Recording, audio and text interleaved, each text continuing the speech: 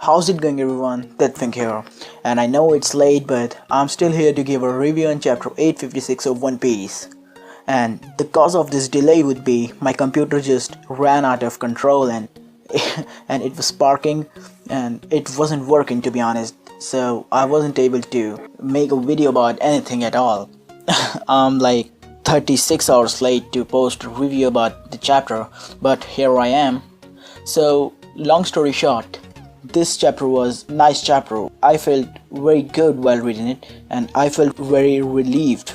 This would be because of Luffy and Sanji's reunion, but also we got to know about other things. So without further ado, let's get into it.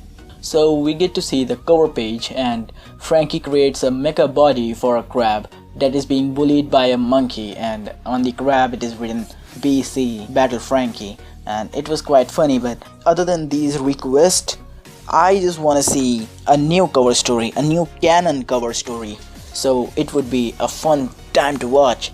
Let's get into this chapter already. In the mirror world, the Sanji retrieval team is unable to find Luffy and Sanji's whereabouts from the mirrors, and then Nami deduces that they must not be in castle, so she begins to think about the place where they fought this morning. And then Chopper is crying to hear that the two both fought, but Jinbei understands that Sanji must have had things he needed to do in his role as a member of the Windsmoke family, and it would be difficult to get him to return.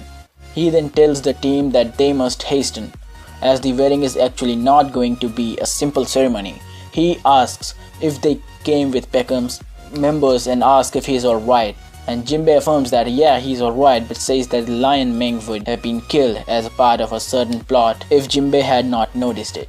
But Jinbei says that a plot that he was a part of. So what plot was Peckham's a part of? I don't know, guys. I guess that it is basically a mistranslation, because Peckham's wasn't a part of any plot. The one who is a part of a plot is Capone and probably Pudding, in my opinion, and I'll get to that later. So this was that, and then we get into the Sweet City, and this is the major plot of this chapter, in my opinion. And in the Sweet City, two citizens wonder if they just heard a gunshot or not, but they are unable to tell that in the rain. Meanwhile, injured Bobbin curses three shadowed figures before collapsing, and we get to see three silhouettes. Among those three people, one of which is gonna be definitely Capone Gang Beach, and along with Beach, it is certain that there would be Vito, and the guy in the middle would be, I don't know who he might be, but if the guy on the right side is not Vito, then she definitely has to be Pudding, because I wonder whether Pudding is a double agent or not, but I surely believe that she is the reason why Big Mom will fall. And I can just see it happening, that when Sanji is about to lift up the whale and he is aware that Pudding is gonna shoot him, and he would just keep his observation haki on, but then he will notice that the one who Pudding is willing to shoot is not him but someone else, and who knows, that person might be Big Mom or not. And whoa guys, and as soon as Pudding shoots Big Mom, other soldiers won't be stabbing the Windsmokes. They would be like shocked that what happened to Big Mom, and at that same moment Beach will come, exploit the wedding, recruit his army from inside of him, and will hit the Big Mom's family with the sea stoned spear. Well, he possesses the sea stone spear, we got to know about that in Zou. So whoa guys, it is just going to be amazing, and we are not that far away from that. We will get to that scene in a month or so, definitely. So I'm getting a lot of off topic. I would just predict it in a future video, but now let's get into this chapter first. And in the 6th floor guest room in the Whole Cake Chateau, the barmaids start passing out from the immense amount of alcohol consumption. And then Yonji calls him pathetic as he and his family continue consuming that so-called weak alcohol by the barrel. He and Neji wish that they had Nami to serve them, and Ichiji recalls having heard that she was captured, before wondering if they can bargain to get her for themselves. And Judge then advises to give the drinking a rest, saying that tomorrow night would be the time to party actually. He excitedly thinks about their upcoming alliance with Big Mom Pirates tomorrow and points out that their failure, Sanji, helped this to come about.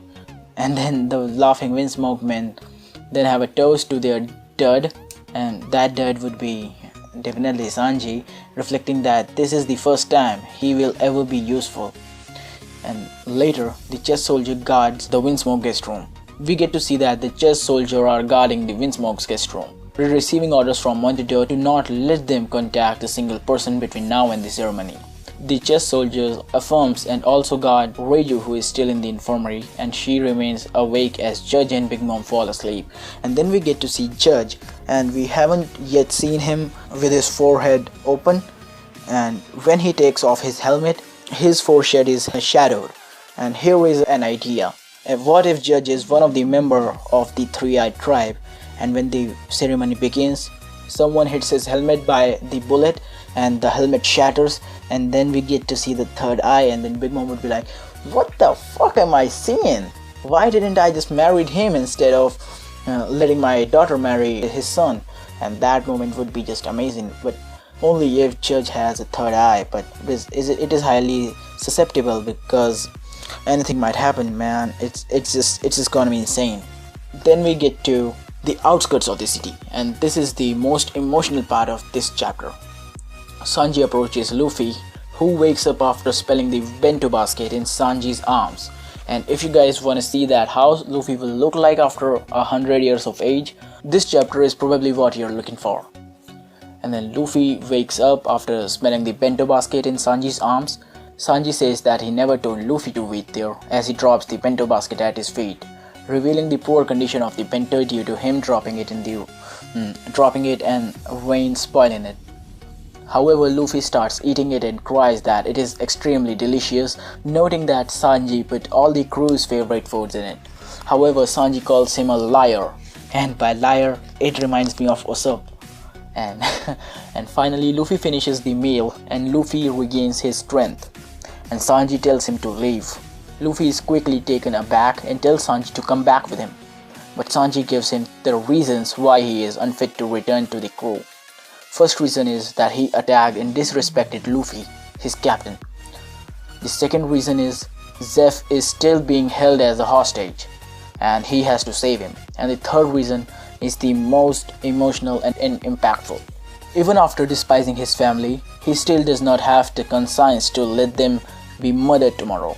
Sanji asks if Luffy understands, but Luffy simply raises up and punches Sanji in the face, sending him crashing into King Bam's remains.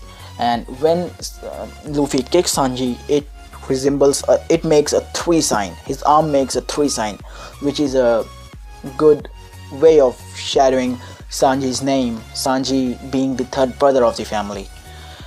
And then after when Sanji gets up, Luffy screams and say, "Tell me what your true feelings are." And many people are saying it as Enies Lobby Part 2.0, but I don't think it is that, because it is definitely a different scenario. But the feels and the emotions are the same, but it isn't as emotional as Enies Lobby arc. There were tears in my eyes as long as I remember when I first saw that part of the Enies Lobby arc, but it didn't happen to me in this chapter. And the first time I read this chapter, I didn't even feel that bad for Sanji, but the more I kept on reading it and rereading it, the more it became impactful. Luffy then shouts at Sanji to tell the truth, and as he remembers all the times he spent cooking for the Straw Hats, Sanji tearfully confesses that he wants to return to the crew. However, he is powerless to stop the wedding and save his family. But Luffy assures him that they can work together to wreck the wedding. And then we get to the end of the chapter, and what we see in the end, there's a break next week. Well, it is surely sadful, but I definitely expected it to take place, because we have been getting continuous chapters for like 4 or 5 weeks. I guess 4 weeks. Yeah, 4 weeks. So 4 weeks are a lot, because it is totally rare when we get to see 4 chapters a month. It's just insane. So with this, I gotta wrap this video up. So just to give you guys the summary of this chapter, the Sanji retrieval team in Mirror World manages to deduce Luffy and Sanji's location. Jinbei then brings up Peckham's, revealing that he rescued the latter from a plan set to occur at the wedding tomorrow. And in the Sweet City, Bobbin is shot by 3 unknown assailants, and those three would be Capone, Vito, and Pudding in my opinion. Inside their guest room in Whole Cake Chateau, the Windsmoke family celebrates the upcoming formalization of their alliance with the Big Mom pirates. Outside their room, Big Mom soldiers keep tabs on them to ensure that no one contact anyone. And Big Mom and Judge and all the Windsmokes get to sleep except Reiju and Sanji. And then we get into the outskirts of the city. Sanji gives Luffy the bento box, which had been spoiled during the Sanji's journey and due to the rain. And then Luffy eats it and regains his strength. And then after Luffy tells him to leave, saying that he could not escape with him because he attacked his captain, the Baraties chefs remained his family's hostages, and he could not let his family be killed by Big Mom. However, Luffy punches him and forces him to confess that what he truly wants, and then he accepts that he wants to return to the crew, and then Luffy offers his support in ruining the ceremony tomorrow. So with this, I get to conclude this video. This was a fun chapter. If I had to rate it out of 5, I would rate it 4 out of 5 because I am still waiting the 5 star when we get to see a havoc, a plot twist, when we get to know about something amazing, when we get something revealed. That's what I'm holding that 5 stars for. So this was this for this review, guys. I hope you guys liked it. Like this video if you did, comment your thoughts in the comment section below, and subscribe to my channel if you like my content. And as always guys, I'm the Twink and I'll see you in the next video.